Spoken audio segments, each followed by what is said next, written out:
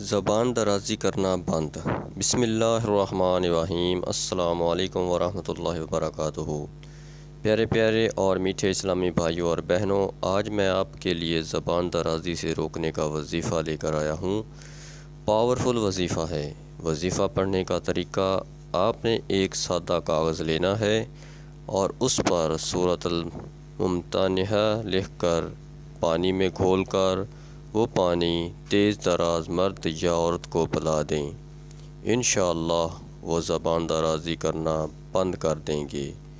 اس عمل کو آپ نے ایک مرتبہ ہی کرنا ہے اور جب آپ کو وقت ملے اسی وقت میں سورت لکھ سکتے ہیں۔